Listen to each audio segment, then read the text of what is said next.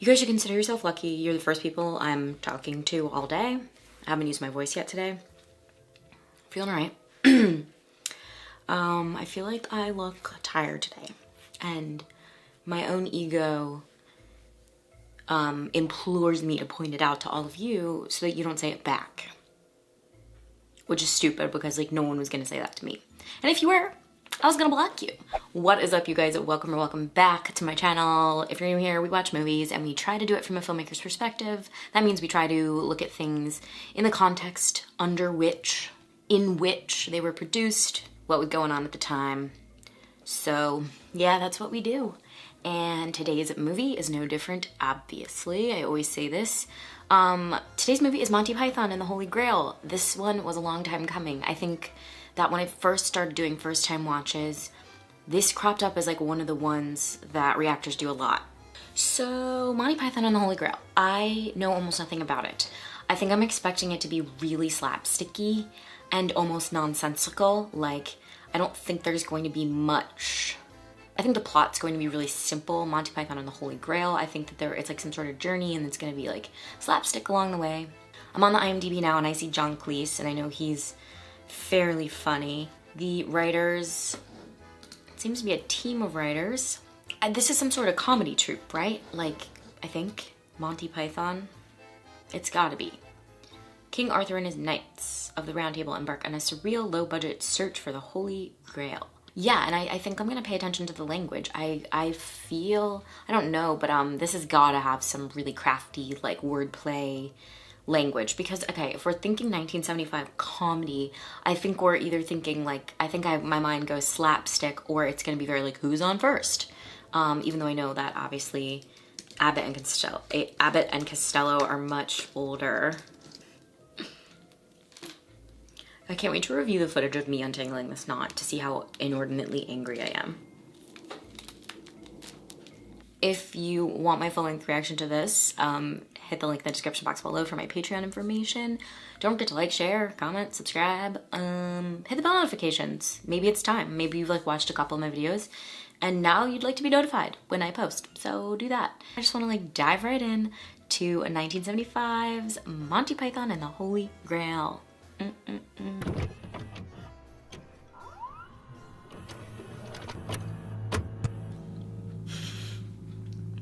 What language is that? Like Swedish or something?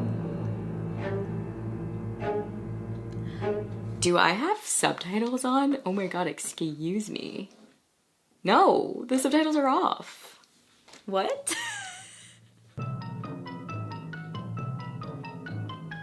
Moose once bit my sister. What is this? That is even better in the world of streaming because you think you're the problem. Like you go to fix it. That's kind of amazing.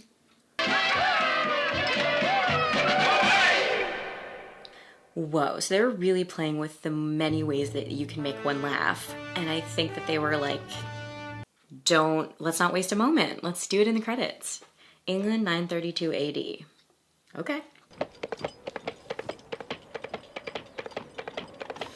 Whoa now! He has someone doing the hoops for him.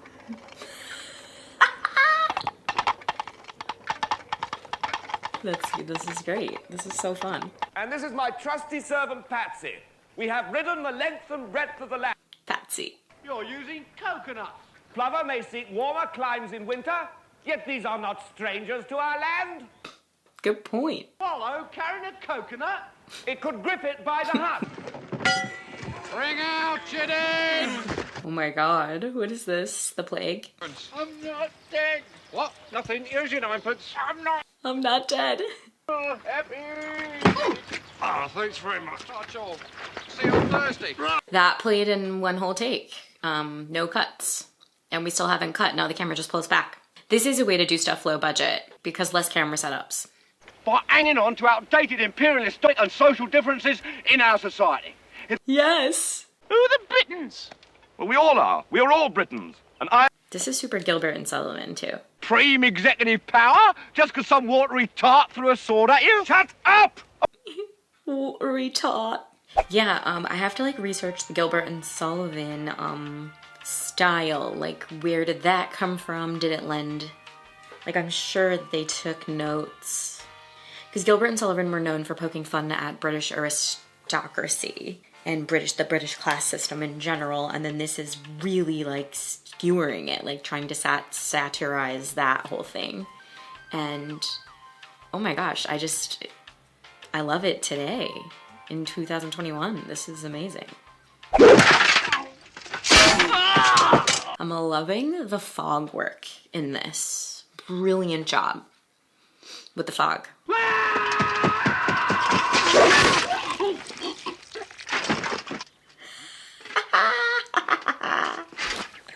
Oh, that's terrible. Oof.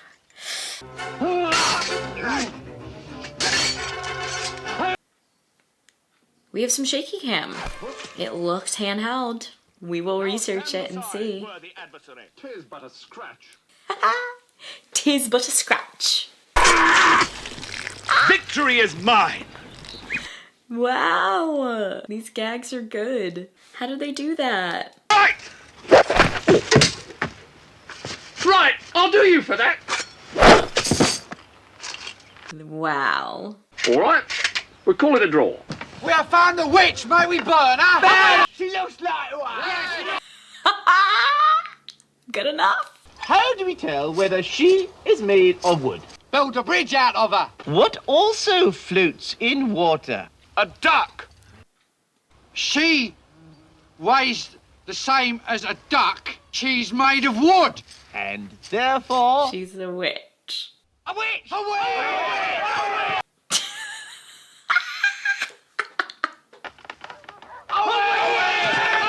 It's a fair cop. The wise Sir Bedivere was the first to join King Arthur's knight. He got one.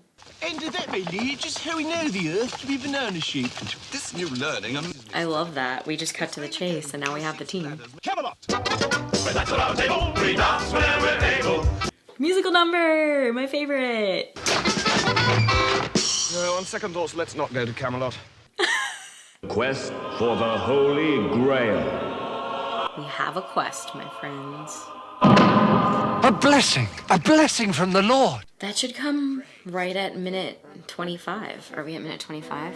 I haven't done the structure thing in a while. Yeah. Minute 25 is the call to action, usually, in most 90-minute screenplays. He's already got one, you see? I told them we already got one. If you do not agree to my commands, then I shall... Jesus Christ!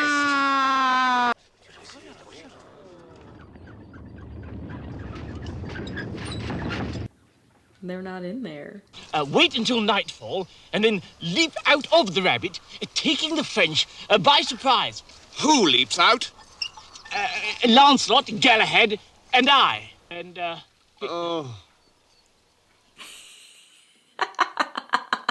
built this large wooden badger. They forgot to get in.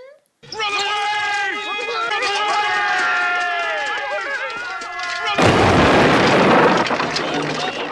Picture for schools, take 8. Action! Defeat at the castle seems to have utterly disheartened King Arthur. I love a narrator. Now this is what they did. For to have his eyes gouged out and his elbows broken, to have his kneecap split, Great lyrics. his bowels unplugged and his nostrils raped and his bottom burnt off and his penis... That's enough music for now, lads. Hello. Welcome, gentle Sir Knight. Welcome to the Castle Anthrax. What? We are but 80 young blondes and brunettes, all between 16 and 19 and a half, cut off in this castle. Oh, between 16 and 19 and a half. Hello, hello. What the fuck? It's not the real Grail. Oh, wicked, bad, naughty, evil Zoot! Do you think the scene should have been cut? We were so worried when the boys were writing it. It's better than some of the previous scenes, I think. At least ours was better visually. At least ours was committed. It wasn't just a string of pussy jokes. Get on with it.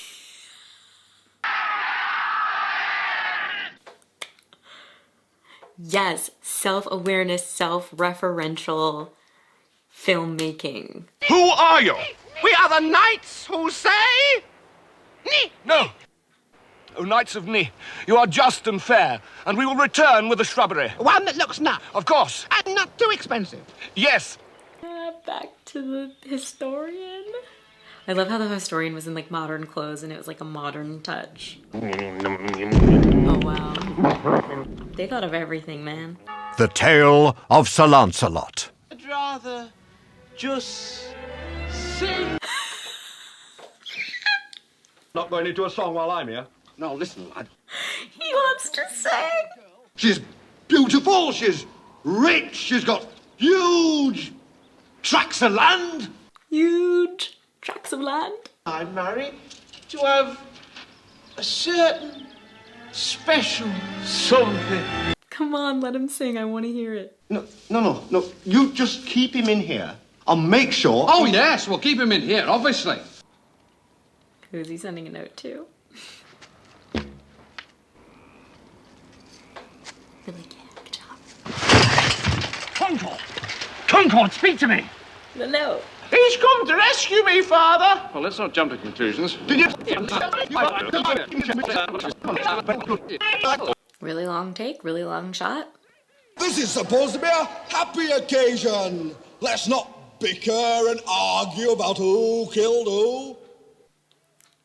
Or, since the tragic death of her father... He's not quite dead. Ooh, when he seemed about to recover... That's the third time we've seen that joke, the almost dead joke. I'll pull through. He's died. No, I was saved at the last minute. Ow! Well, I'll tell you. In song. Let it be a song. Let it be a song.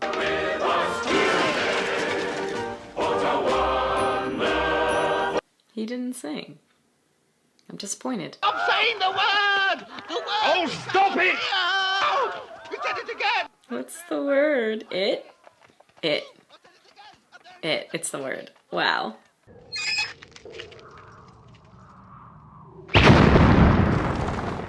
Cool. Wow. By what name are you known? There are some who call me Which? Tim. The big pointy teeth. What an eccentric performance. Yes, I needed that in that moment. I was glazing over. There he is. Go on, boss, chop its head off. Right, silly little bleeder. One rabbit stew coming right up. Look! Jesus Christ! Oh, I did not see that coming. I told you I love being tricked. I love being tricked. Wow, in such a linear movie like this, where we know kind of where we're going, I need to be surprised. And they've succeeded. I've been surprised so many times. 2, 5, Lisa! 3. The gag that they all can't count is so funny. May find the Holy Grail in the castle of... Dead. Died. The cartoon peril was no more.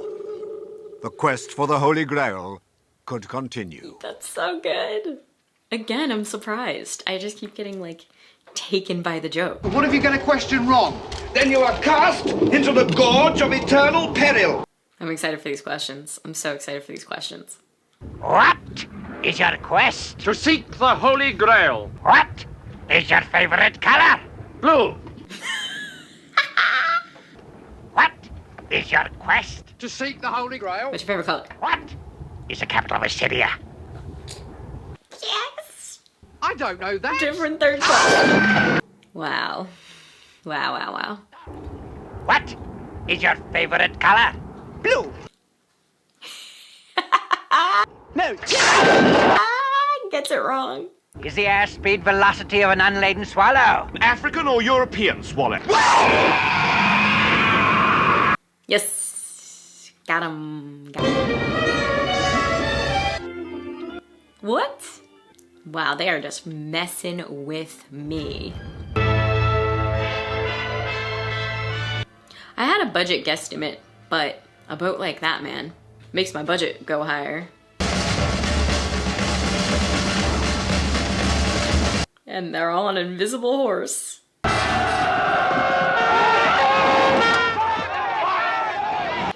Cars. Wow. And we have shaky cam again. Just pack that in. Was that it? Did they get the Holy Grail? Guys? Okay, Monty Python and the Holy Grail. I have now seen it. Guys, I don't have that much to say. I mean, I think everything that I said throughout the film kind of speaks for itself. I thought this was so clever. This was so funny. Not that I doubted that it wouldn't be funny or not. I just doubted that I wasn't sure, like, if I would think it was funny. If I'd be like, oh, I think it'd be funny if it was the 70s. Like, no, this is still funny. It's really absurd, which I love. It's really self-referential, which I love. It's really self-aware, which I love. I was like pretty blown away by the filmmaking. I think that I severely underestimated where we were tech-wise in 75, so that's my bad. I'm gonna have to look some stuff up. I just like couldn't get over how creative. I love the galloping gag. That killed me. I love that abrupt ending. I just like, in a movie where we know that the journey is to find the Holy Grail, you're kind of like, okay, well then the how has to be really good. And it was, and it was very surprising. I was super surprised. Very Gilbert and Sullivan kind of rhythm.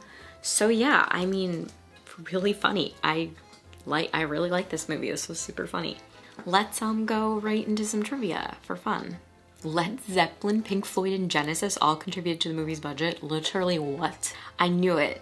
The famous depiction of galloping horses using the coconut shells was brought about entirely for a practical reason, the reason being that the production could not afford horses. Yeah, I mean, why? Yeah, that's so great. Oh, cool. During test screenings, they realized that anytime music played over a punchline, there was a lot less laughter. When they went and took the jokes out, it was funnier. I noticed that with my own editing. If I want to hit a joke harder, I pull the music track and make it go silent. Some people speculate John Cleese ad-libbed the line. There are some who call me Tim because he forgot the character's name, but Cleese disputes this. During a 2018 live tour, he said there was no improvisation in the final movie. Oh my god. The Black Knight was first played by John Cleese, but when Arthur cuts off the first leg of a real one-legged actor was used. On the DVD, Terry Gilliam reveals that a marionette was used to film the shot of the second leg being cut off. He also jokes that using the one-legged silversmith for the shot of the knight with no legs saved worked, since they only had to dig a hole for one leg. That's cool, so they used a one-legged actor to get that effect, and then when both of his legs come off, they used a marionette, and then when he's on the ground, they just had to dig a hole for the other leg. That's so cool. John Cleese and Terry Gilliam performed all of their stunts during the duel between the Black and Green Knight. They both had to learn to manage big and heavy swords and had to do some acrobatics. Oh my god, in the killer rabbit scene, the real white rabbit was used and dyed with what was assumed to be a washable red coloring liquid. When filming Wrapped, the rabbit's owner was dismayed to learn that the dye could not be rinsed off. The rabbit bite effects were done via special puppetry by Terry Gilliam and special effects technician John Horton. Graham Chapman, who played King Arthur, was the only member of the cast to wear real chainmail. It weighed about 25 pounds. The rest of the cast wore knitted wool. The theatrical release contains 527 jokes, including 42 in the opening credits, for an average joke of one joke every 10.5 seconds. Wow. Sir Michael Palin played the most characters. He played 12. Yeah, I kind of missed that entirely, but the whole main cast is playing like at least 5 or 6 characters. The movie's abrupt ending came about because it didn't have the budget for a large-scale battle sequence. Wow. The establishing shot showing the forest was actually stock footage of Yosemite Valley. Yeah, so it looks like the castle was, a lot of the interiors were Doune Castle in Scotland. Recently rebuilt Castle Stalker was used for the Castle Arg.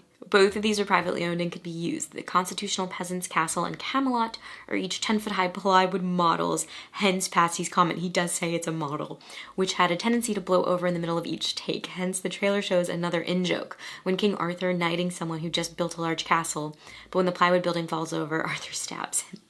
Wait, I have to find that. In the Kill the Witch scene, John Cleese would vary his comic timing for each take. The final take used starts at 18 minutes and 8 seconds. Cleese's pause is so long that it makes Eric Idle start to break character. To fight this, he bites his sword. Premiere voted this movie one of the 50 greatest comedies of all time in 2006. John Cleese was asked for his 2020 book tour live audience interview if he had a favorite scene. He said his favorite was the two guards who couldn't get the stay here and make sure he doesn't leave instructions right. That was funny. He said what made it work was that it was an uncomplicated shot with only 2 stationary cameras, one wide, one medium, and that the simplicity of only the 2 angles allowed the absurdity of the scene to speak for itself. Yeah, they're barely cutting in that. I think they're like wide the whole time. Apparently it was a really miserable production. It was shot in Scotland. It was wet and cold. Oh, Terry Gilliam notes that they shot the film like a television episode due to the speedy schedule that they were working with. Wow. For example, sitting back a good distance from the focal point of the shot and all the players are included in the shot at once. Yes, they played in wide shots a ton. He also mentions a rule in comedy where if you see all the faces at the same time, it's funnier. The word that the Knights of Nye can't stand to hear is it. Okay, wait, let's get into this budget. This cost $229,500 Great British pounds. Almost 230K for this movie. Yeah, I put this movie at $1 million, and if you adjust for inflation, 230,000 British pounds in 1975 is 1.8 million today. And I guessed that this movie was between $1 and $2 million, so I'm a genius. Sorry. We're gonna have to look up when Rocky came on the scene, because Rocky had the handheld camera 1976. Wow. Yep, a number of shots are taken with a handheld camera. I knew that the handheld camera would have come about right around this time, but I didn't realize it would be in this movie. That's really cool. A number of shots are taken with a handheld camera, giving the feel of being in the middle of the action. Battles, retreats, and shots while riding often have the jolting motion one associates with the natural movement as opposed to a smooth movement that cameras usually have. Yes, this creates the illusion of being part of the action instead of simply watching it. So yeah, I was getting Gilbert and Sullivan vibes, and it seems like they're kind of influences. The influence of Gilbert is discernible in the vein of British comedy that runs through Bear Heddleman's verse via Monty Python and The Private Eye, to television series like Yes Minister, where the emphasis is on wit, irony, and poking fun at the establishment from within it. Yes, Gilbert and Sullivan are huge poking fun at establishment people. I think those are my only questions. My only questions were budget, location was Scotland, how did they get the arm cutting off bit, and okay, so you saw my reaction to Monty Python, and yeah, I mean, meet me in the comments below to talk about it. Don't forget to like, share, comment, subscribe. It's a really mellow sign off. What do you think of this movie? Do you like it? Do you not like it? Do you think it's annoying? Do you think it's boring? Did you see it when it came out? Did you watch it with your parents maybe? Thanks for coming by today, and I will see you on the next one.